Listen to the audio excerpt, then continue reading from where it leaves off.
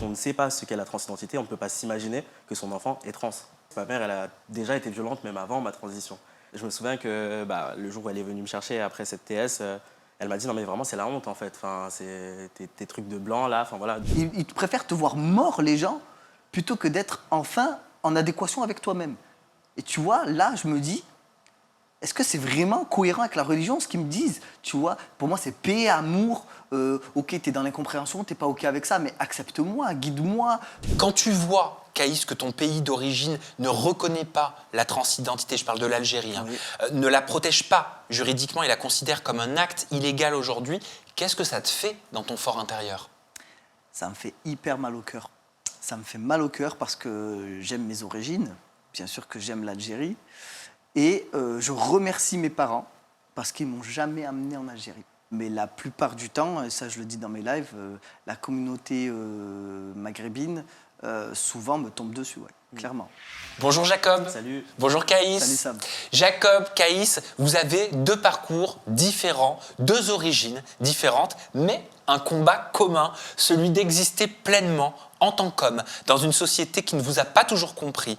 Jacob, tu as commencé ta transition à 16 ans avec la maltraitance du maman qui ne comprenait pas cette transition. De ton côté, Caïs, ta transition, tu l'as commencée il y a 3 ans après une longue carrière militaire. Ensemble, on va parler de famille, on va parler de religion, de culture, de transition et surtout, vous allez le voir, de quête d'identité.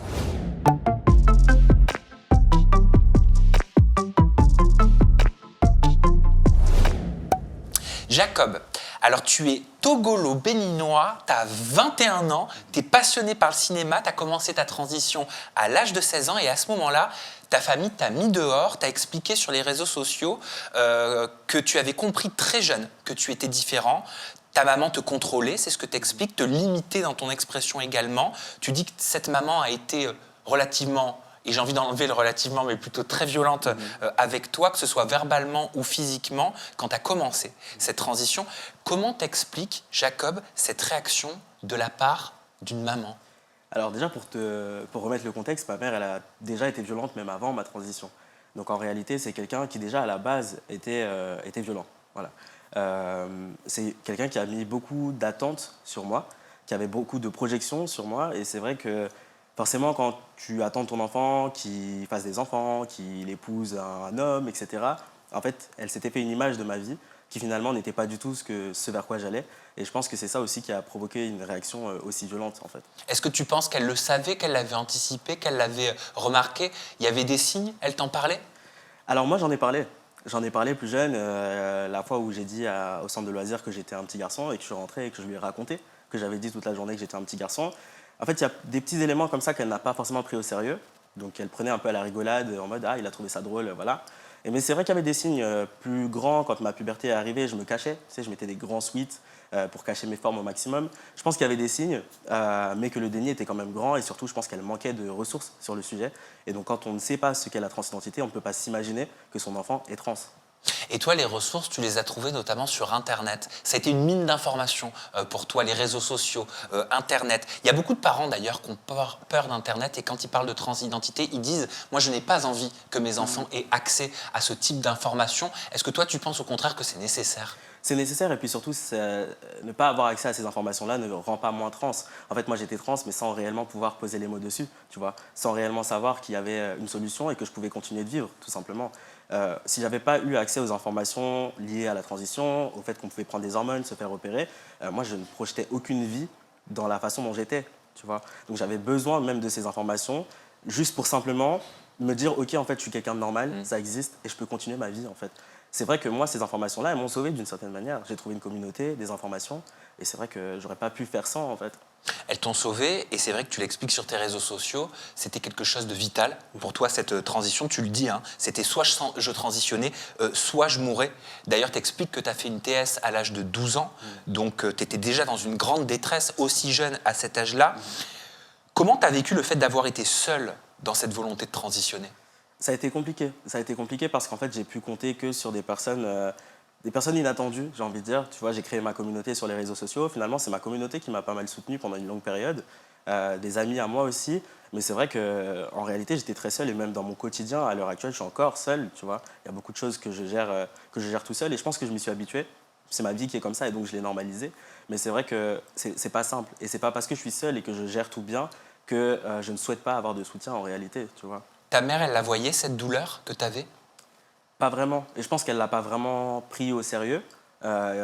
Simplement parce que elle n'avait pas les ressources et puis les ressources que je lui apportais probablement étaient trop en contradiction avec ce en quoi elle croyait, ce qu'elle espérait pour moi. En fait, le déni était trop grand. Comment t'expliques que cette douleur, cette TS même que tu as faite à l'âge de 12 ans, elle ait pu être minimisée par ta maman? T'expliques sur tes réseaux sociaux qu'elle t'a dit la dépression et le suicide, c'est un truc de blanc. Ouais. Je me souviens que le jour où elle est venue me chercher après cette TS, elle m'a dit non mais vraiment c'est la honte en fait. Enfin, c'est tes trucs de blanc là. Enfin voilà. Donc c'est vrai que on a déjà un problème dans la communauté noire sur les questions de santé mentale en réalité. Et l'un implique l'autre finalement parce que du coup si tu prends le temps de comprendre pourquoi je vais pas bien, en fait tu peux comprendre la transidentité finalement, tu vois. Mais dès le départ, si même les questions de santé mentale et juste de bien-être sont pas questionnées, sont pas mises en avant, on ne peut pas en fait comprendre la transidentité derrière, puisqu'on ne s'intéresse même pas à ce que la personne est dans sa tête. Qu'est-ce que tu veux dire que dans certaines cultures, il y a encore aujourd'hui un tabou en termes de santé mentale, d'émotion? En fait, heureusement, c'est en train d'évoluer parce qu'il y a de plus en plus de démocratisation, il y a des associations même de psy noirs qui existent. On commence à faire comprendre qu'en fait, tout le monde a besoin d'un psy et que la dépression ne choisit pas en fonction de la couleur de peau, tu vois. Mais c'est vrai que culturellement, pendant longtemps, j'ai l'impression qu'on ne s'est pas vraiment autorisé à parler de comment est-ce qu'on allait, en fait, et c'est ça le problème. Caïs, qu'est-ce que ça t'évoque, l'histoire de Jacob que tu découvres aujourd'hui? Moi, c'est une constatation, c'est que les personnes trans, on a souvent un petit bout de chemin de parcours de vie qui est très similaire. Moi, j'ai pas connu la maltraitance vis-à-vis de la transidentité, j'ai pas connu ça, mais l'incompréhension totale, oui. Là où ton parcours il est vachement similaire au mien, c'est la tentative de... J'ai l'impression qu'on passe tous par cette phase de détresse, en fait. On est vraiment dans une bulle, on est dans une sensation vraiment de détresse totale. Personne ne nous comprend, on est incompris. On se dit, on va... C'est plus un SOS qu'autre chose, parce que quand à cet âge-là, tu te dis peut-être qu'on va m'aider finalement à comprendre ce que je suis, parce que moi, je suis une génération 89. À l'époque où moi j'ai fait ça, ça a toujours existé, hein, la trans... parce qu'on dit trans... C'est un mot qui reste, ou transgenre, ça a toujours existé. Tu dis à l'époque où moi j'ai fait ça, tu parles de quoi, d'une l'époque TS? où j'ai fait ma TS, ouais. T'avais quel âge toi, Caïs? J'avais le même âge. Mais moi, 12 ans. 12 ans, ouais. Tout à fait, 12 ans. Mais parce qu'en fait, j'ai été au pied du mur quand moi j'ai fait cette TS. Moi, j'étais au pied du mur parce que ma mère a découvert avec mon père des lettres que je cachais. Je correspondais avec une jeune fille par message. Je disais écris à ma cousine, j'irai voir le courrier et tout. Et en fait, cette fille que j'ai rencontrée sur Chat Orange à l'époque. Donc j'avais fouillé là-dessus. Et ma mère, un jour, quand je rentre de la piscine, elle trouve ça, quoi. Oh. Et là, j'ai fait une TS. Mais elle pensait quoi? Elle pensait que t'étais lesbienne à ce moment-là? Eh ben non, pas du tout, parce qu'en fait, j'avais laissé mon petit téléphone de secours à la maison pour l'école. J'appelais mes parents et tout. Et ma mère, alors je l'ai laissé à la maison. Je pars à la piscine avec ma grande sœur, je rentre. Et là, une ambiance froide. Je vois mes parents dans la cuisine qui pleurent et qui ne comprennent pas. Et je vois ma boîte à chaussures cachée avec toutes ces lettres. Et là, je me rends compte que il y a un problème. Et en fait, ma mère, elle avait mon téléphone à la main. Et elle avait cette jeune fille et sa maman au téléphone. Oh, putain. Et cette jeune fille dit non, je parle à un garçon. Oh. Et ma mère avait lu les lettres, tu vois. Donc tu te faisais passer pour un garçon? Depuis tout petit déjà. Ok. Depuis tout petit Tu déjà. disais que t'étais un garçon? Je disais que j'étais un garçon. Et Bah, mère, un elle peu dit, comme toi, Ah Jacob. oui. c'est Elle dit ça. mais non, j'ai absolument pas de garçon. Envoie-moi une photo, tu as quelque chose? Avant il y avait les skyblogs et tout, là, tu te rappelles, des trucs comme ça. Et du coup, elle lui envoie ma photo. Et à l'époque, je mettais des chemises, tu sais, c'était la mode, l'école, tu les montais. Alors je cachais mes cheveux dedans, je mettais une casquette, tu voyais pas du tout. Et puis j'étais androgyne. Alors du coup, elle a dit mais non, c'est pas un garçon, ça. Ça, c'est ma fille que tu montres. Wow. Et là, alors là, du coup, c'est là que voilà, j'ai fait mon acte, en fait. Et après, tu vois, t'avais pas ce suivi comme maintenant. Tu vois, j'ai fait de la pédopsie, parce que suite à mon geste, je suis parti en pédopsie. Mais le psy ne m'a jamais... J'ai pas ce souvenir que le psy m'a dit « Mais Caïs, pourquoi tu as fait ça Qu'est-ce qui t'est arrivé Peut-être que tu as un mal-être ou... Non, non, non. C'était « Tu as fait ça, c'est grave ce que tu as fait. Tu dois plus le faire, tu as compris? Tu ne le feras plus. » Ça, c'est quelque chose qui m'a marqué. Je n'ai pas été aidé. Et après, tu rentres chez toi et puis, tu vois, ça continue. Tu parles beaucoup de tes origines, tu parles beaucoup de ta foi. Vous allez voir, on va en parler aussi tout au long de ce C'est leur histoire. Quand tu vois, Caïs, que ton pays d'origine ne reconnaît pas la transidentité, je parle de l'Algérie, Oui. ne la protège pas juridiquement et la considère comme un acte illégal aujourd'hui, qu'est-ce que ça te fait dans ton fort intérieur? Ça me fait hyper mal au cœur. Ça me fait mal au cœur parce que j'aime mes origines, bien sûr que j'aime l'Algérie, et je remercie mes parents parce qu'ils ne m'ont jamais amené en Algérie. Ils ne m'ont jamais amené en Algérie, je pense peut-être pour me protéger un peu, je ne sais pas, parce que je l'ai toujours dit, j'étais ce garçon manqué, mais au fond de moi, j'étais vraiment ce garçon-là. Et ma mère ne m'a jamais amené, ni mon père. Et aujourd'hui, j'espère, parce que maintenant que j'ai mes nouveaux papiers, pouvoir y mettre les pieds. Donc c'est-à-dire avec le genre masculin sur la carte d'identité. Exactement. Est-ce qu'il peut me sauver? Du coup, je serais obligé de faire que des visas, parce que si je fais un passeport algérien, même si mes parents ont changé le livret de famille, mais il y a là, cette traçabilité d'identité d'avant sur leur livret de famille. Donc il faudra que je fasse des visas, mais c'est vrai qu'aujourd'hui, je peux envisager aller en Algérie, parce qu'il n'y a aucune traçabilité de mon ancienne identité. T'es déjà allé en Algérie? Et non, Jamais. jamais. Tu vois, du coup, je dis souvent à ma mère, et je la remercie si elle va écouter, merci maman, parce que si j'y avais mis les pieds, je pense que ça aurait été très problématique aujourd'hui que je puisse aller visiter ce pays. Pourquoi? La traçabilité. Tu as une identité féminine, tu es tracé dans les trucs, et puis d'un coup, c'est une autre identité, tu vois. Ils peuvent te dire, pourquoi tu t'appelais comme ça? Mais qu'est-ce que c'est ça? C'est la même personne. Et pourtant, il me semble que dans les sociétés, mais vous allez me répondre, c'est mieux vu quelque part qu'une femme transitionne vers le genre homme plutôt qu'un homme transitionne vers le genre femme. Pourquoi? Moi, ce que j'expliquais, c'est que souvent, c'est lié à de la on aura plus de mal à admettre qu'un homme, entre guillemets, devienne une femme, parce que c'est dégradant d'une certaine façon, plutôt qu'une femme devienne un homme, parce que être un homme dans la société patriarcale telle qu'on la connaît, c'est plutôt gratifiant finalement. Et donc, c'est pas forcément mieux, hein, on va pas dire que c'est facile d'être un homme trans. Mais donc, sous-entendu, je parle un peu plus vulgairement, c'est normal qu'elle ait envie de devenir un homme, c'est parce qu'on a la place du roi, quoi. Je te jure, c'est presque ça. Clairement. C'est ça, mais il y a aussi, je pense, aussi cet aspect image. L'image, ça me fait de la peine pour les femmes trans parce que c'est vrai, si tu regardes, tu sors dans la rue, tu fais quoi? Les gens les regardent. Les gens les regardent, elles ont ce regard constamment sur elles parce que ça se voit, il y a les tristes, il y a pour certaines qui restent, etc. Elles sont très... Ouais, elles sont très... Bien sûr, la femme trans, moi je sais que quand j'en parle autour de moi, que j'essaie un peu d'éduquer sur le sujet, ouais, c'est Bois de Boulogne, c'est ci, c'est ça. Non, une femme trans, c'est une femme en fait, c'est une femme. Il faut arrêter de mettre cette image, cette étiquette-là.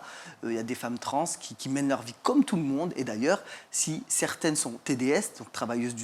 c'est parce que ces femmes n'arrivent pas à s'insérer dans la société, parce qu'elles sont pointées du doigt, elles sont victimes de trans, clairement, elles sont victimes de trans. Et elles ont besoin de travailler. Elles ne font pas ça de leur plein gré. Elles font ça vraiment à contre-cœur. Parce qu'elles n'ont pas le choix. Tu vois, et nous, vous vous fondez dans la masse. Ah, mais toi, Caïs, ça se voit pas. En plus, tu as la chance d'être grand. Tu vois, mais ça, c'est des... Alors, tu sais plus si c'est un compliment ou si c'est hyper déplacé. C'est vrai que j'ai cette chance d'être grand. Mais tu as des hommes qui sont hyper charismatiques, qui sont plus petits. Enfin, qu'est-ce que c'est cette histoire? Mais ça, vous le ressentez dans vos vies? Vous le ressentez que ça ne se voit pas, que vous étiez des femmes? Oui. Ça ne se voit pas que vous êtes des hommes trans? Et d'ailleurs, est-ce que vous vous considérez comme des hommes à part entière ou est-ce que vous vous considérez comme des hommes trans? J'ai posé 36 questions en une. Alors, Jacob. Alors, moi, c'est vrai que dans mon quotidien, en fait, j'en parle pas. Tu sais, moi, j'en parle beaucoup sur les réseaux, mais dans la vie de tous les jours, il y a personne qui sait, en réalité. On te dit monsieur spontanément. Ouais, tous mes papiers sont changés, enfin, tu vois, j'ai aucun souci, mes proches aussi, ils sont au courant, et voilà. Moi, c'est vrai que c'est pas un sujet que j'aborde plus que ça dans mon quotidien, tu vois, donc ça, c'est même pas un sujet. Est-ce qu'il faudrait d'ailleurs, enlever le F et le M sur les cartes d'identité? C'est un vrai sujet, ça, dont les politiques parlent. Alors, moi, je suis pour l'enlever, pas forcément mettre le X, parce que je trouve que du coup, je suis pour les personnes qui le revendiquent, mais je pense que malheureusement, en fait, ça fait une troisième catégorie et du coup, ça se voit encore plus. D'accord. Tu vois ce que je veux dire? Donc, je trouve que le mieux, c'est juste d'en fait totalement enlever la mention de genre. Elle ne sert à rien, en fait. Faire le même système que sur les permis de conduire, les nouveaux. Ouais, tu mets la photo, le nom, prénom. Et est-ce que vous êtes d'accord avec cette expression qui communément dit qu'une personne trans, c'est le troisième sexe? Non. Non. Moi, je suis pas OK avec ça. On l'entend souvent. Ouais, il n'y a pas de troisième sexe pour moi. Ouais, mais c'est super chelou, ce serait quoi, le troisième? Ouais, Tu vois, ça veut rien dire, en fait. Je sais pas. Non. Genre un truc nouveau, non. Ouais, moi, c'est ça me chelou. trouve Et trop donc bizarre. pour toi, Caïs, tu te considères comme un homme trans ou comme un homme? Je me considère comme un homme. Moi, je suis un peu comme Jacob. j'en parle que sur mes réseaux. Dehors, dans la rue, je n'en parle absolument pas. Je me suis fait des nouveaux potes qui ne le savent absolument pas. Sur si vous voyez l'interview, maintenant, voilà, je suis grillé. Ils vont le découvrir. Ils vont le Tu dis, découvrir, c'est bien sûr. l'IA. Mais c'est déjà arrivé. C'est déjà arrivé que quand je fais mes lives, des gens de Metz, là où j'étais à l'armée, tombent par hasard sur mes lives et disent mais t'étais pas... Parce que je me faisais appeler Karim à l'époque. Ouais, je te jure. Il y a aussi une histoire de dead name avec les hommes trans. Oui. Ah, bah, pour- dead name, pour ça, tout le monde, c'est le tabou, ça. Alors, dead name, j'explique. Pour tous ceux qui ne connaissent pas, le dead name, c'est le nom qui a été attribué à la naissance et qui est souvent utilisé comme une arme contre les personnes qui ont transitionné pour les insulter. Alors qu'en soi, c'est pas une insulte. Hein. Non, ils veulent piquer parce qu'ils pensent que ça nous blesse dans notre ego, etc. Moi, j'en parle pas parce que c'est vrai, quand on me le demande, j'en parle pas parce que je dis est-ce que ça va t'apporter quelque chose, une réponse sur le sujet de la transidentité? Non. Donc voilà. Mais comme je dis à chaque fois, moi, ce que je dis, c'est il y a ce dicton qui dit derrière chaque grand homme se cache une grande dame. Tu vois, c'est peut-être à peu près ça le dicton. Et je me dis à chaque fois que cette grande dame, c'est moi-même. Ouais. C'est moi-même. C'est clair. Je suis cette grande dame, en fait. Je suis très fier de qui j'ai été. Même je vois ma mère qui cache mes photos enfants à la maison parce qu'elle avait peur de me blesser. Je me dis, qu'est-ce que tu fais, n'importe quoi. Je suis très fier de l'image que j'ai, de la petite fille que j'étais, de cette jeune ado en souffrance, mais que j'étais. C'est la force que je suis aujourd'hui. Mais c'est vrai que mon prénom d'avant, si j'en parlais avec des amis, il n'y a aucun souci parce qu'ils m'ont connu avant. Mais c'est vrai qu'aujourd'hui, je ne vais pas le crier parce que les gens, ils sont trop méchants. Mais tu sais, moi, c'est marrant parce que j'ai même des potes à moi qui m'ont connu avant, qui ne se souviennent plus, tellement en fait on l'a mis de côté et tellement on l'utilise C'est vrai. plus, qui ne se souviennent plus vraiment de mon ancien prénom, quoi. C'est fou. Jacob, de ton côté, t'as dit la communauté noire n'est pas une safe place pour moi en tant que personne trans et la communauté LGBT ne l'est pas non plus pour moi en tant que personne noire. Avant que tu m'expliques pourquoi, j'aimerais te faire réagir, Caïs, à cette déclaration de Jacob. Est-ce que tu la comprends? Totalement, ouais. Totalement, parce que je suis moi-même pas dans une safe place. Hein.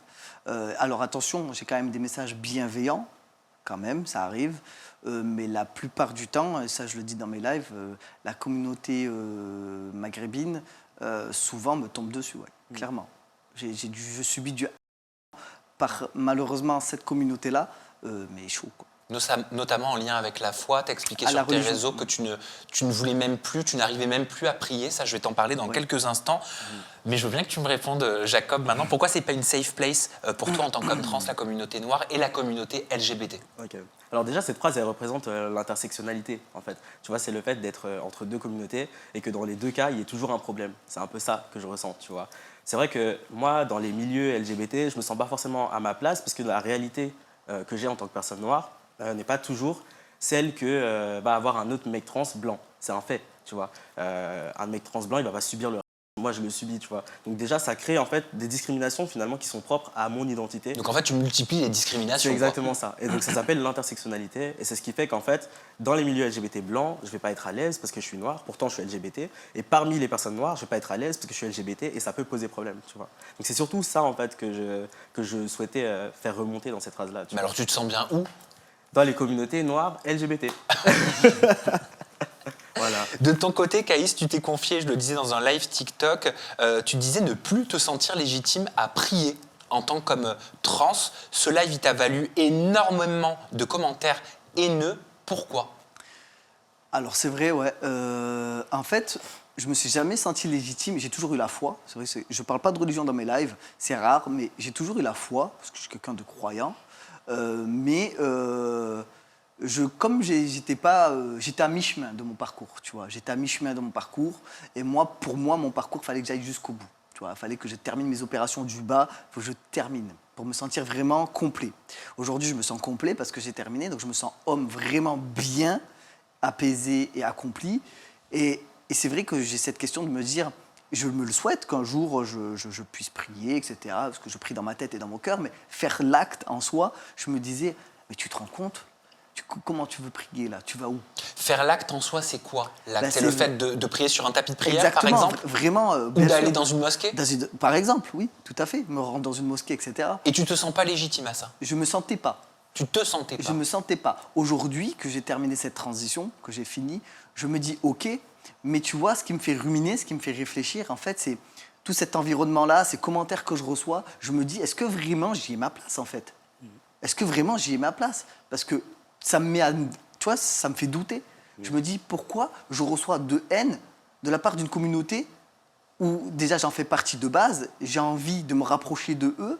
Et finalement, on m'envoie des messages, mais tu peux même pas t'imaginer ce que je reçois. Des va en enfer, et si on te trouve, genre, on va te. Mais des trucs de fou, quoi. T'es croyant, Caïs? Ouais, je suis croyant. Tu crois en Dieu? Bien sûr. Et la prière, c'est quelque chose d'important pour toi à la base? C'est quelque chose que, ouais, pour moi, c'est important. J'y pense énormément. C'est quelque chose, voilà, ouais, c'est quelque chose que ouais, j'ai envie d'aller vers là, bien sûr. Mais ouais, je sais pas, c'est compliqué. Il y a quelque chose qui me bloque parce que. Et pourquoi ce rejet? Vis-à-vis de eux ou de moi? De la religion De en la général? religion. Ben, modifier, changer la création de Dieu, c'est quelque chose qui ne se fait pas. Tu vois, c'est ce que j'entends. C'est souvent, on me dit, tu te rends compte, tu te rends compte. En fait, il faut qu'ils sachent que je suis complètement conscient de ce que j'ai fait, de mon parcours. Mais à chaque fois, je leur réponds, est-ce que vous croyez vraiment qu'il aurait fallu que je m'enlève la vie, en fait? Vous aurez préféré que je sois mort plutôt que je change vivant et que je sois le Caïs que je suis aujourd'hui. En gros, c'est le message que j'ai l'impression qu'on me fait passer. Ils préfèrent te voir mort, les gens, plutôt que d'être enfin en adéquation avec toi-même. Et tu vois, là, je me dis, est-ce que c'est vraiment cohérent avec la religion, ce qu'ils me disent? Tu vois, pour moi, c'est paix, amour. Ok, t'es dans l'incompréhension, t'es pas ok avec ça, mais accepte-moi, guide-moi. Si j'ai fait ça, c'est peut-être parce que j'ai mes raisons aussi, tu vois. Est-ce que c'est arrivé que ta foi, elle se voit diminuer à cause de ces retours que tu avais en face? Alors, franchement, je te mens pas, j'ai déjà réfléchi plein de fois.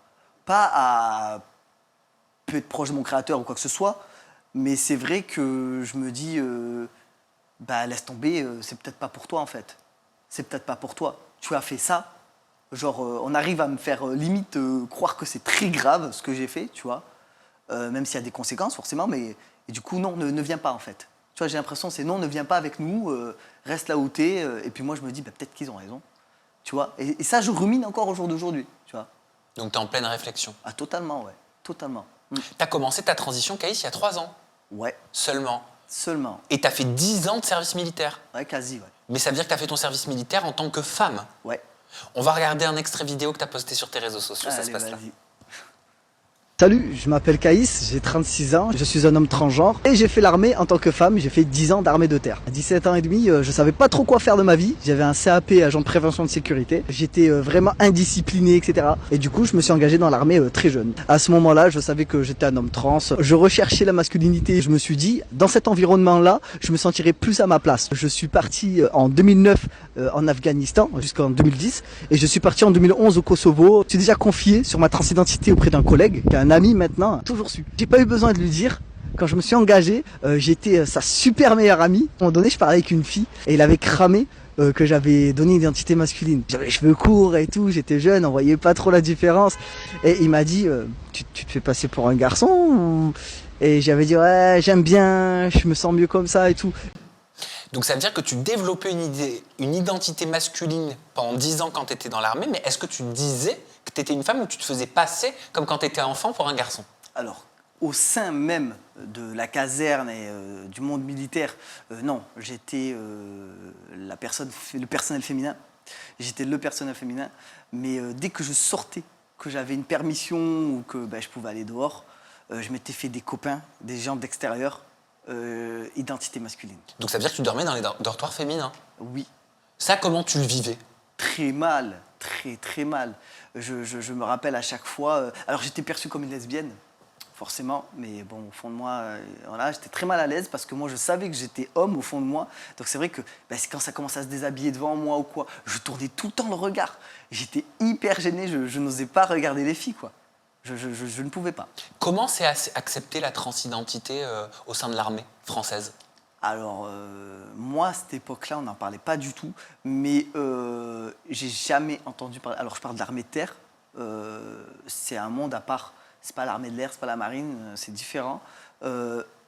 Alors, tout ce qui est gay, lesbienne, oui, ça on sait, c'est là, c'est présent, il n'y a pas de souci. La transidentité, je pense qu'en tout cas, à mon époque à moi, c'était quelque chose de tabou. Quelque chose qu'on ne voyait pas, qu'on ne parlait pas, même si je pense qu'il y en avait qui étaient concernés. Et j'ai su qu'il y avait une colonelle féminine, une femme trans, qui se bat pour les droits des personnes trans au sein de l'armée de terre. Alors, est-ce qu'elle est encore en siège, en poste? Je ne sais pas, mais je sais que il y a cette femme trans qui est colonel en plus très haut gradé, qui elle est bel et bien présente en tout cas. Quand on voit aujourd'hui à l'international le président américain Donald Trump interdire aux personnes trans d'intégrer l'armée américaine, est-ce que tu as peur que ça arrive un jour en France ?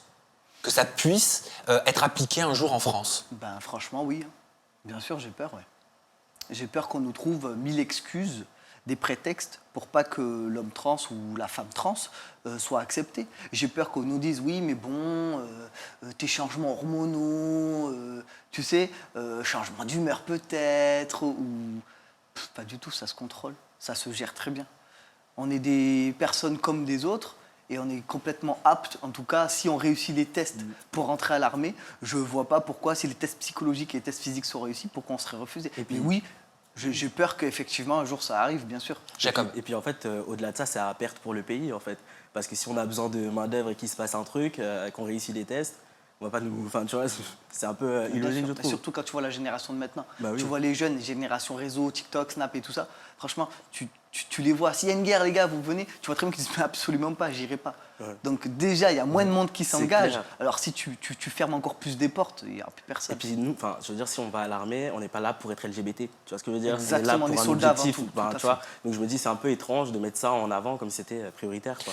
J'aimerais maintenant qu'on parle ensemble d'une grande étape médicale, en tout cas considérée comme une grande étape médicale dans le parcours d'un homme trans. Et on va, dans un premier temps, Jacob, regarder une de tes vidéos que tu as postées sur tes réseaux sociaux. Tu parles de ce qui se passe avant la phalloplastie. Donc c'est la création d'un... Tout à fait. Regardez. Comme vous savez, j'ai fait retirer mon utérus il y a 2 jours. Il y a l'infirmière anesthésiste qui commence à me mettre la perfusion. Très cool, franchement très cool. Même la meuf vient me voir. Par contre, elle m'a fait un peu peur. Elle m'a fait un peu peur dans le sens où elle me posait des questions par rapport à l'intervention. Et en fait, elle me posait des questions. En fait, elle vient me voir et elle me dit ouais, on est bien d'accord que c'est par voie basse. Et donc du coup, moi je lui dis bah non, c'est pas par voie basse, c'est par celluloscopie. C'est ce qu'on avait prévu avec l'autre chirurgien. En gros, celluloscopie, c'est 4 petites cicatrices en bas du ventre. Du coup, je me dis, mais pourquoi elle me pose la question? Enfin, elle est censée être au courant de ce qui va se passer. Mais du coup, elle m'a dit, oui, oui, c'était juste pour vérifier avec vous et tout. Je me dis, bon, ok. Et ensuite, elle me dit, oui, on est d'accord que on retire les ovaires. Et là, à partir de là, je me dis, bah non, du coup, c'est pas ce qui était prévu. Avec le chirurgien, on avait dit qu'on laisserait les ovaires, justement parce que parfois, il y a des pénuries de testostérone. Et que, bah, pour ma survie, c'est mieux si pendant 1 mois, par exemple, j'ai pas de testo, bah, je sais que je vais pas avoir de problème de santé. Alors, je vais avoir besoin que tu m'expliques ça avec des mots un petit peu moins compliqués. J'ai l'impression que vous êtes devenus des médecins, quoi, malgré vous. C'est quoi une hystérectomie? C'est quoi exactement une phalloplastie? Et c'est quoi surtout cette étape à faire avant la phalloplastie? Je crois que c'est au moins 6 mois avant. Hein. C'est ça. Alors l'hystérectomie, c'est donc le retrait de l'utérus en tant que tel. Il y a 2 types d'hystérectomie, subtotale et totale. Alors, en fait, à chaque fois, tu as différentes possibilités. Tu peux retirer par exemple les ovaires, tu peux décider de les garder, tu peux retirer l'utérus et le col de l'utérus, tu peux décider de ne pas le faire, tu peux carrément tout enlever. Et j'imagine que chaque décision a un impact. Exactement. En fait, à partir du moment où tu retires l'utérus, déjà, tu n'as plus de règles et tu peux plus porter d'enfant. Ce qui va de soi parce que l'enfant, il est dans l'utérus. Par contre, si tu conserves tes ovaires, en fait, c'est tes ovaires qui ont la fonction hormonale dans ton corps avec l'hypophyse, il me semble, quelque chose dans le cerveau. Et donc, en fait, c'est ça qui conserve la fonction hormonale. Et donc, si par exemple, je sais pas, pendant plusieurs années, j'ai plus accès à mes hormones, je n'aurai pas de soucis de santé si mes ovaires se relancent, tu vois. Et donc en fait, c'était ça l'objectif, c'était au vu des pénuries de testostérone qu'il y a eu pendant une certaine période, c'est vrai que c'était pas forcément recommandé de retirer les ovaires.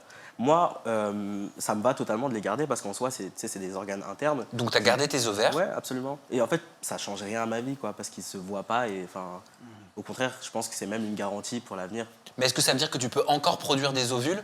Oui, si je me fais des injections d'œstrogène, en fait, je peux produire des ovules. Si je veux faire un parcours, tu sais, un parcours repas, par exemple, donc m'injecter des œstrogènes et ensuite les prélever et en fait féconder dans le corps de la personne qui porte l'enfant. Donc ça peut être une mère porteuse comme ça peut être ma partenaire, pas en France, évidemment. Donc, c'est le fait d'utiliser ces ovocytes, C'est ça, et les Donc, mettre dans le corps de la personne qui porte. une mère porteuse. Donc, tu Exactement. auras cette possibilité-là. Ouais, c'est ça. De ton côté, toi, Caïs, tu as fait quel choix?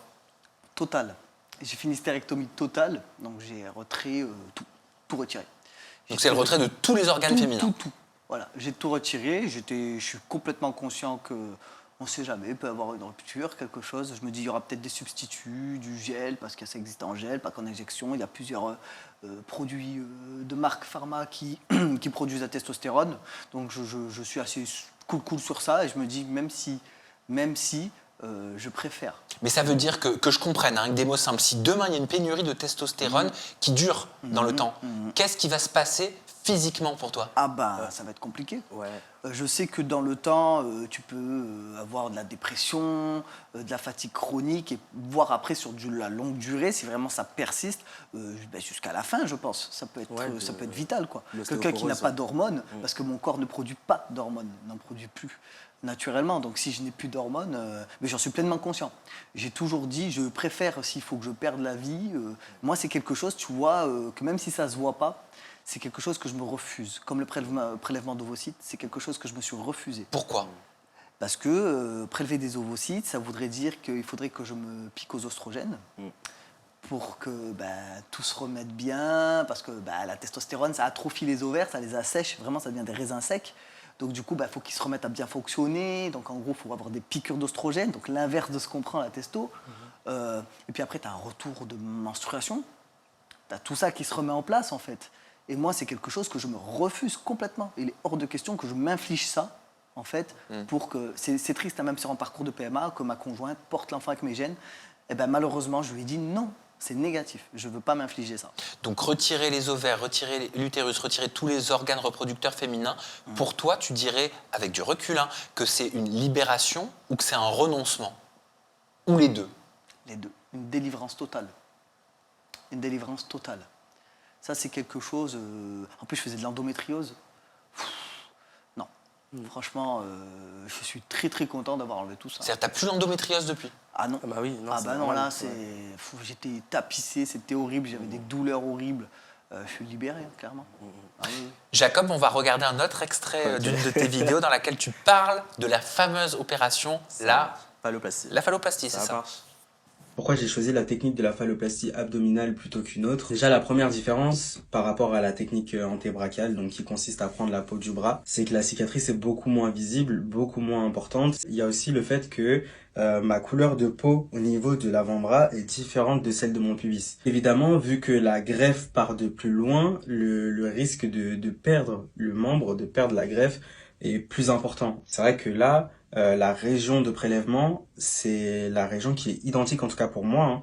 Le ballon était vraiment placé dans mon pubis, et c'est vrai que la région de prélèvement est la même en fait que celle où on a implanté. Évidemment, en fait, il n'y a aucune phallo qui est meilleure que d'autres, en tout cas ça dépend vraiment des gens. Après, évidemment, avec la phalloplastie abdominale, ce qui est un peu chiant, ce qui est un peu difficile, c'est que tu as une période où effectivement tu as 1 ou 2 ballons que tu dois remplir, et c'est vrai que ça, moi à titre personnel, c'est quelque chose aussi qui m'a beaucoup angoissé. Finalement, les ballons, c'était pas si pire que ça. Moi en tout cas, c'est celle qui me correspondait le mieux.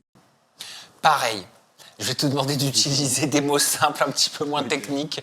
Comment tu as fait ton choix en termes de technique chirurgicale de phalloplastie, donc qui est la construction d'organes génitaux masculins?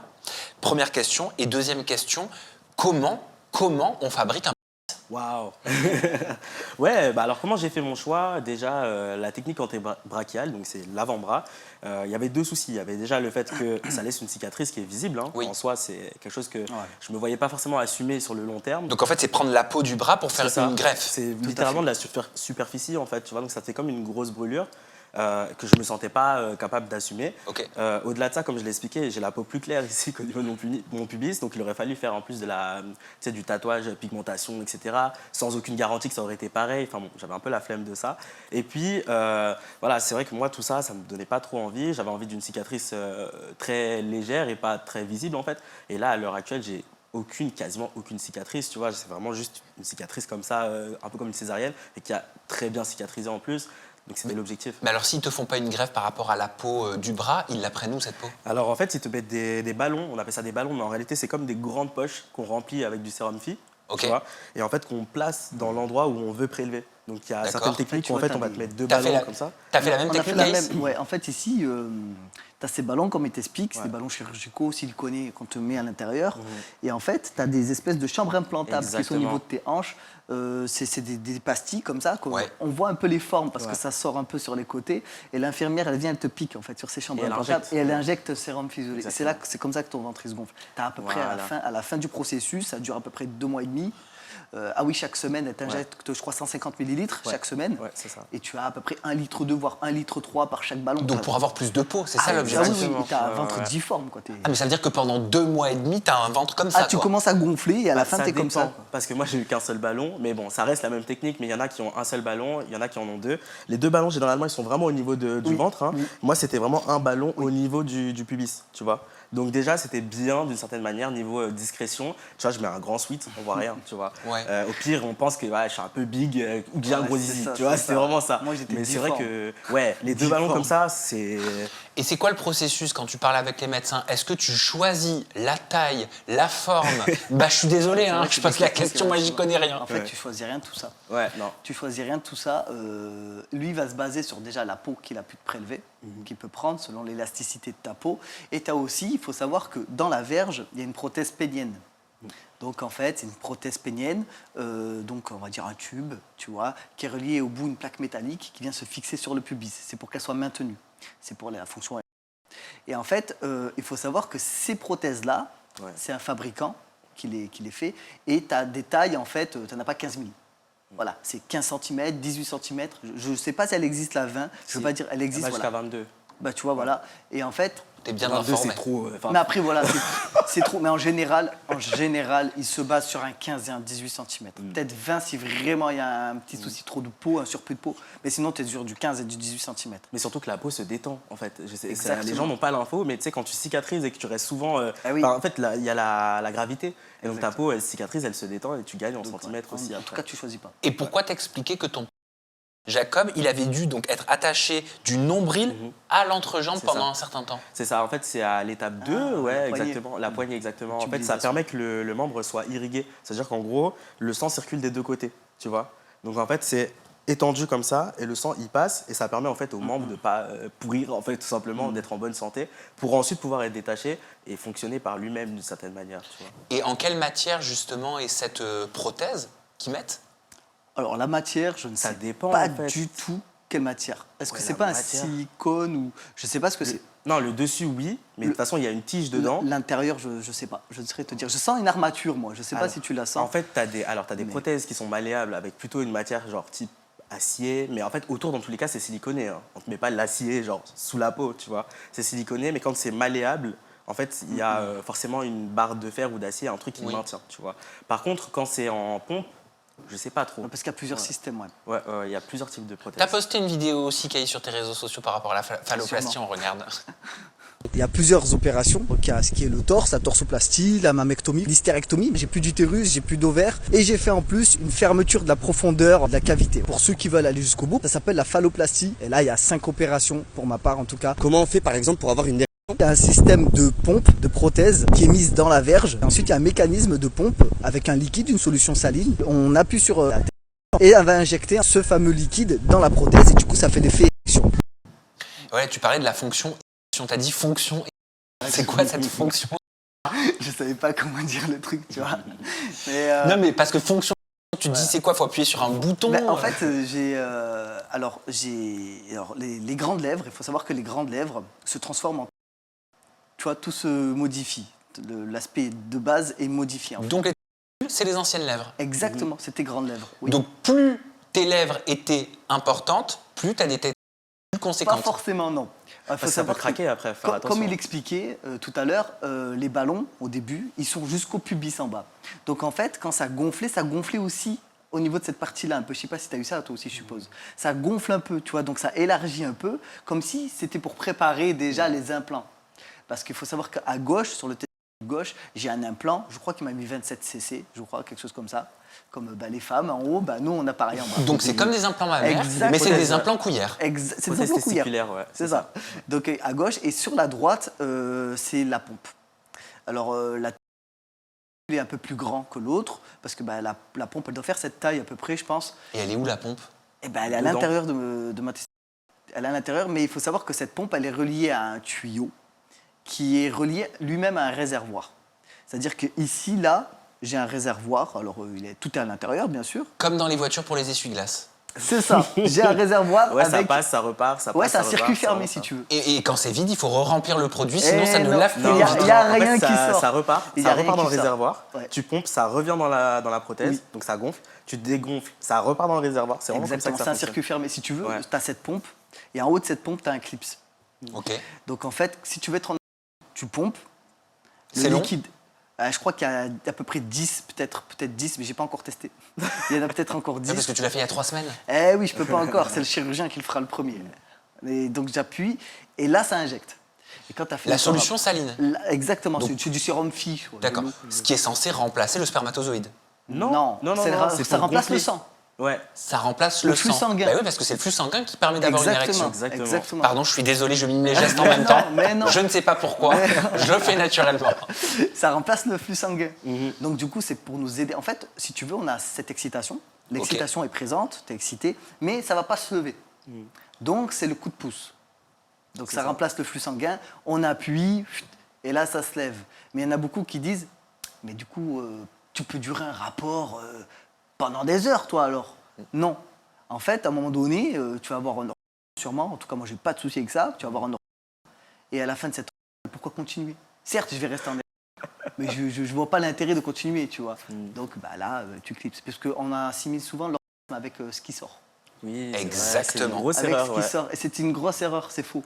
Parce que si tu veux, comme je disais, la science, elle est bien faite. Je l'explique souvent dans mes lives. Et les femmes, beaucoup de femmes ne le savent pas, mais elles vont peut-être l'apprendre avec ça. C'est que quand tu prends de la testostérone, la première chose qui va changer dans ton corps, c'est pas la voix ni la pilosité, c'est cette partie-là de ton corps. C'est dans les premières heures, hein, dans les 48 heures à peu près, cette partie-là change. Tu le sens pas forcément, mais tu le vois. Le clitoris devient ce qu'on appelle un diclite.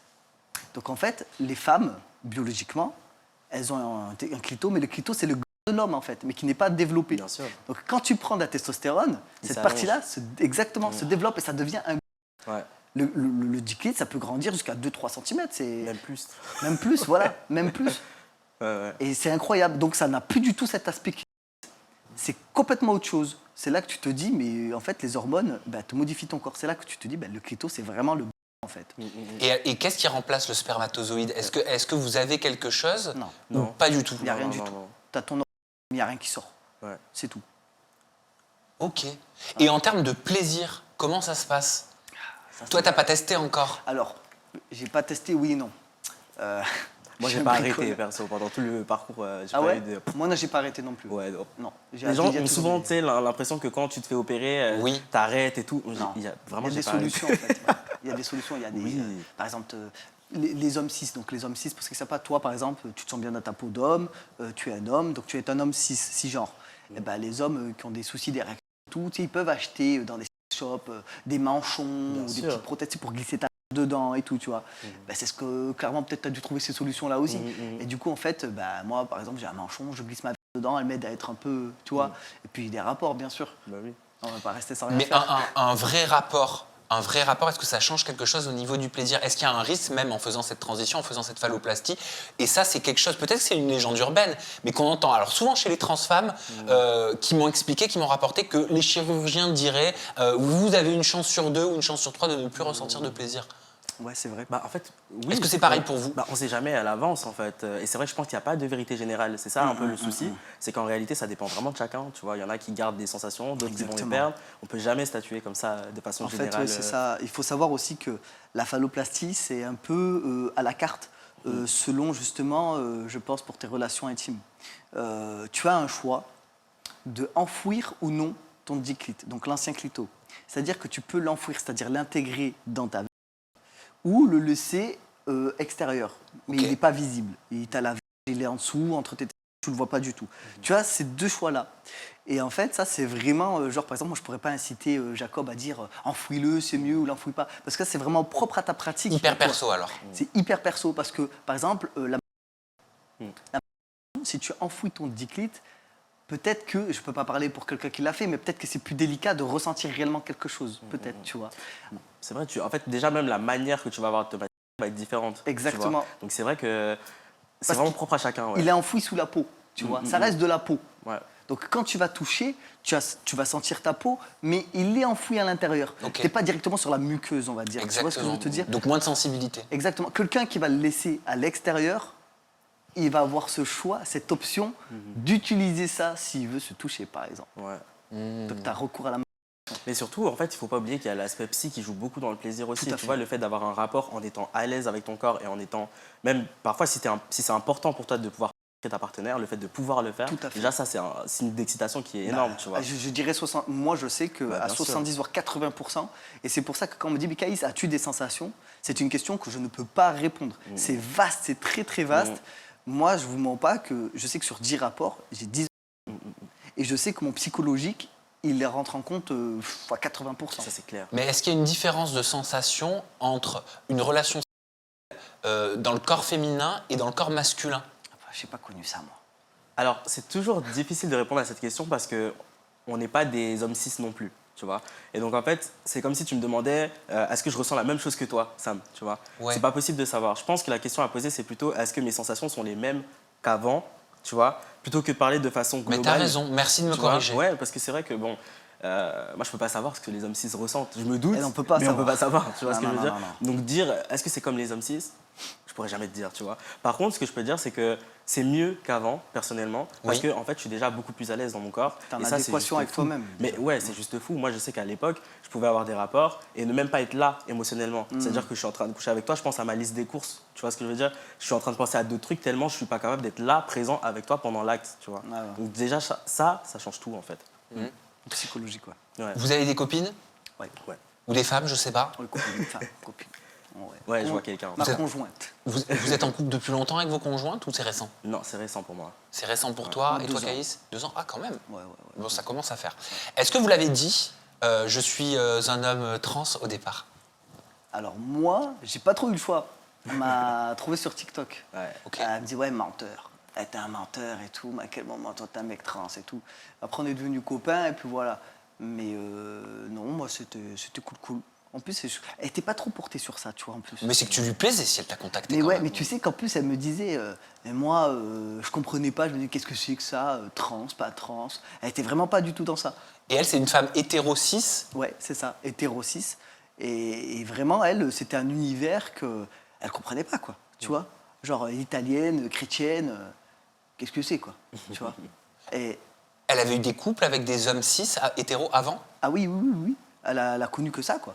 Donc elle me disait, mais t'es opéré, t'es pas opéré, comment c'est Enfin, moi je sais qu'en plus quand je l'ai connue, j'avais même pas fait le torse à ma mectomie, tu vois. Donc elle me dit, bon peut-être que j'appréhende de voir, mais de toute façon je me suis toujours caché. Donc dans l'intimité c'était compliqué. Après, dans l'intimité, j'ai expliqué qu'on a des prothèses, parce qu'on utilise des prothèses. Beaucoup assimilent la prothèse aux ceintures.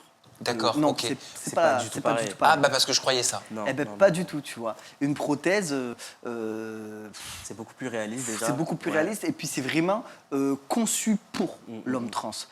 Tu vois, tu as le bout qui est contre toi, tu as des embouts qui viennent se clipser au diclite, donc l'ancien Exactement. clitoris, pour que quand tu as cet effet va-et-vient, ça fait cet effet succion un peu. Tu vois, c'est vraiment conçu pour l'homme trans. C'est ça. Donc je lui ai expliqué comment ça se passait, une relation intime avec un homme trans. Quoi. Elle a découvert ça comme ça. Quoi. Ah oui, donc il y a toute une phase de pédagogie Ah ben, il faut faire aussi l'éducation. avec sa partenaire. Ah ouais, oui, c'est un gros travail de pédagogie qu'il faut faire, bien sûr. Ça aussi, tu l'as vécu, cette phase de pédagogie. Il y a cette pédagogie systématiquement avec quand tu rencontres une femme hétéro-cis. Alors ça dépend. Ça dépend. Alors moi, la chance que j'ai, entre guillemets, c'est que tu vois, je suis sur les réseaux et que j'en parle pas mal comme toi. Donc c'est vrai que parfois, en fait, les personnes d'elles-mêmes, elles vont juste sur ma page et elles ont toutes les informations dont elles ont besoin. Mais c'est vrai que bon, moi, c'est vrai que dans mon couple, j'essaye quand même de discuter de ça parce qu'il peut y avoir des inquiétudes. Mais c'est un sujet que j'aime pas non plus aborder sans cesse. Tu vois, j'ai besoin d'être vu juste comme un mec et que ce soit pas un sujet qu'on aborde non-stop. Mais c'est pas un sujet tabou pour autant. Tu vois. Est-ce que vous considérez qu'une femme hétéro, elle devrait être naturellement attirée par un homme trans? Ou alors, vous pouvez comprendre qu'une femme hétéro puisse se dire « Ah ok, bah, en fait, même si tu m'as plu, je pourrais pas parce que je sais qu'avant, tu étais une femme. » Je peux comprendre. C'est bizarre ce que je dis. J'aimerais qu'elle me voie comme l'homme que je suis aujourd'hui, bien sûr. Ouais. Mais je sais pas, je peux comprendre. Moi, par exemple, souvent on me demande, Caïs, est-ce que tu pourrais être avec une femme trans? C'est une bonne question, ouais. Oui, on me le demande très souvent. J'ai alors déjà fréquenté. Pas longtemps, j'ai déjà fréquenté. J'ai eu du mal. Pourquoi Eh ben, je pense que... Non, alors aujourd'hui, ma réponse ce serait non. Je ne pourrais pas. Pourquoi parce que je pense que peut-être que son parcours est beaucoup trop... il est comme le mien, au final, si tu regardes en sens inverse. Et je serai toujours dans cette spirale-là de transition, de transe, tu vois. Et j'ai besoin de sortir de ça. Je comprends. Je comprends grave ce qu'il veut dire, mais moi je l'ai ressenti plus avec les hommes trans, parce que moi je suis bi, tu vois. Et les hommes trans, c'est vrai que c'est encore plus similaire, et parfois on n'est même pas au même stade dans le parcours, tu vois. Donc toi, tu as quasiment fini avec ça, et lui, il est en train de commencer. Ouais. Donc tu vois, tu as l'impression de revivre le truc en boucle, et c'est insupportable. Par contre, avec les femmes trans, c'est pas du tout un truc que je ressens, parce qu'en fait, le parcours, mine de rien, est totalement différent. Elles ont des problématiques, je trouve, qui sont quand même assez différentes des nôtres, tu vois. Ouais, mais on reste quand même sur un parcours de transition, tu vois, parcours de transition. Ça dépend surtout, je pense, de comment la personne le vit et comment vit sa dysphorie. Est-ce que ça prend beaucoup de place dans le couple ou est-ce que c'est juste, voilà, tu vois. Moi, ça m'étouffe, toi. Ouais. Moi, T'es tombé sur des personnes étouffantes. J'avais vraiment hâte d'en terminer. Déjà, pour moi, ma transition, j'ai pas envie tu vois, d'être avec quelqu'un qui a vraiment ce même parcours que moi, en sens inverse, mais ça me reste le même parcours. Et j'ai pas envie de ça. Tu vois, j'ai pas envie de ça. C'est trop pour moi, c'est trop. J'ai besoin de sortir de cette bulle-là, tu vois. La dysphorie, c'est quelque chose aussi qui touche les hommes trans? Oui. Ah oui, oui. Ça touche toutes les personnes trans. Si tu veux même réexpliquer ce qu'est la dysphorie. Alors la dysphorie, c'est un sentiment de détresse qui est lié à son genre d'assignation généralement. Donc c'est tout ce qui peut te rapporter à ton genre d'assignation. Ça peut être ta voix, ta poitrine ou ta pomme d'Adam quand c'est des femmes trans, etc. Donc c'est ce sentiment de détresse-là. Et généralement, on dit que pour considérer une personne trans, il faut forcément qu'elle fasse de la dysphorie. Moi, je ne suis pas forcément pour. Je dirais plutôt qu'il faut que cette personne fasse de la dysphorie ou ait de l'euphorie quand on la considère dans le genre...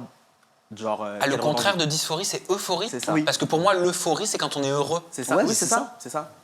Et donc, les gens, souvent, ils disent, oui, non, mais pour être trans, il faut forcément souffrir dans son genre d'assignation. Moi, je pense que c'est pas forcément vrai. Je pense qu'au moins, il faut se sentir mieux dans l'autre genre, tu vois. Et c'est suffisant déjà pour se considérer comme une personne trans. Pourquoi on entend moins parler des hommes trans, du parcours des hommes trans, plutôt que celui des femmes trans dans les médias institutionnels, dans notre société, même sur les réseaux sociaux? Ouais. Peut-être parce qu'on est trop discret, peut-être. Ou on est Oui, trop et puis- banal pour eux.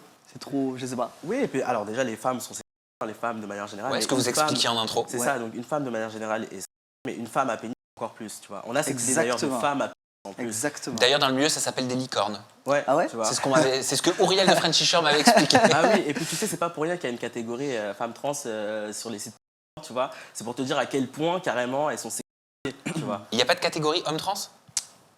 Il faut Je sais pas. chercher. Faut vraiment chercher peut-être. Non, c'est vraiment... Mais c'est vrai qu'on a souvent les gens, la société, mais cette image sur la femme trans, comme je disais tout à l'heure, à hyper.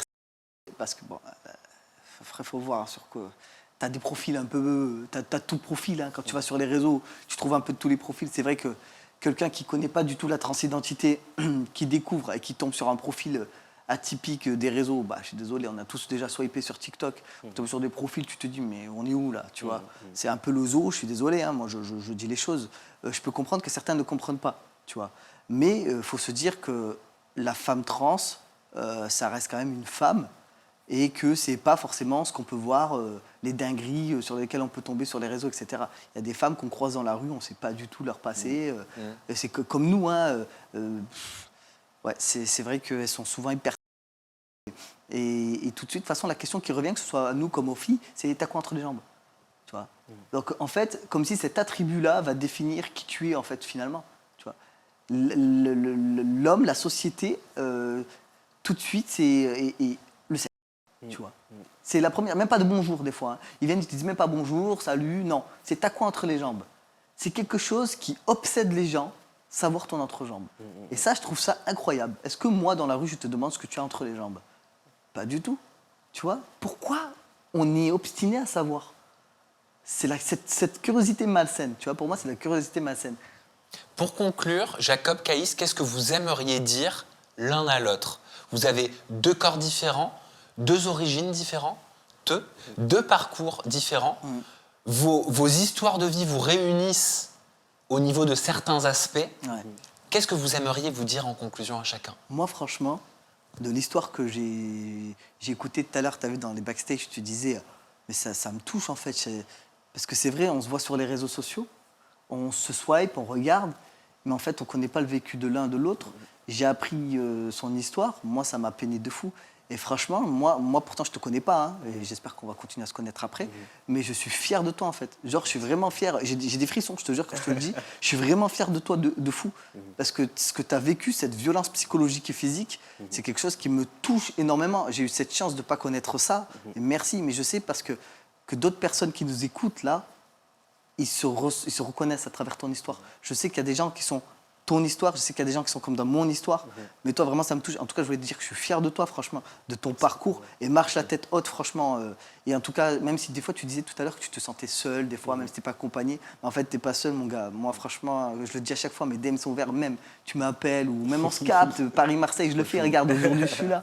Mais franchement, je soutiens à fond, mec, gros respect pour ton parcours, en tout cas. Bah franchement, moi aussi, grave fier de toi. Et t'es super inspirant, ça fait un moment que je te vois en plus sur les réseaux et tu fais un bon travail de pédagogie, etc. Donc c'est trop cool de rencontrer un collègue en pédagogie trans. Donc ouais, ça fait trop plaisir. Le micro. Ça fait trop plaisir. Merci beaucoup en tout cas. Et moi aussi, je suis fier de toi. Merci. Tu vois, en tout cas, Sam, j'espère qu'à travers cette interview qu'on fait aujourd'hui, qu'on puisse vraiment montrer que être une personne trans, c'est une personne normale finalement. Qu'on est monsieur et madame tout le monde, qu'on est dans la rue, qu'on travaille pas. Tiens, parlant de travail, tout à l'heure, tu m'as dit, tu peux glisser un mot. Ah bah oui, tu cherches du travail, alors il faut faire une annonce. Voilà, j'ai perdu mon emploi à cause de mon parcours de phalloplastie, manager toxique, on m'a poussé dehors. Et voilà, donc à partir du 24 novembre, je suis disponible. Tu cherches dans quel domaine, voilà. Caïs? Moi, franchement, je suis pas difficile. Envoyez, je trie, je regarde, mais franchement, voilà, moi, je suis ouvert à toute proposition, donc voilà. Faut me laisser une chance. Hein. Et moi, j'ai juste envie de vous dire merci à tous les deux pour votre courage, pour votre générosité, pour votre pédagogie. J'espère qu'ensemble, on contribue à faire tomber des tabous, qu'on contribue à normaliser des choses qui sont vues et perçues encore trop comme pas normales dans cette société, sur les réseaux sociaux, dans la vie réelle. Et je vous explique un petit choix. Voilà. Alors, j'ai pas du tout été payé, je l'ai acheté par moi-même sur son site internet. J'ai choisi pour cette vidéo, cette vidéo particulière avec vous, spéciale, singulière, de porter ce t-shirt de la jeune designer qui s'appelle Jeanne Friot. Très Voilà. beau t-shirt. Et je l'ai payé, hein, je tiens à le dire, il ne m'a pas été envoyé. C'est vraiment par moi-même que j'ai fait cet acte d'achat. Et j'avais envie de donner un coup de pouce. Et il se trouve que tu connais cette designer. Oui, je connais des personnes qui ont défilé pendant ce défilé-là où il n'y avait que des personnes trans. Donc ouais. Exactement, c'est une façon aussi de donner un coup de pouce à une jeune créatrice, tu vois, qui met en avant la communauté trans. Donc voilà, Trans Lives Matter. Merci à vous, merci de nous avoir regardés. On se retrouve très bientôt pour découvrir de nouveaux parcours, de nouvelles histoires de vie, parce que c'est leurs histoires, mais c'est avant tout votre histoire. Prenez soin de vous, bye bye.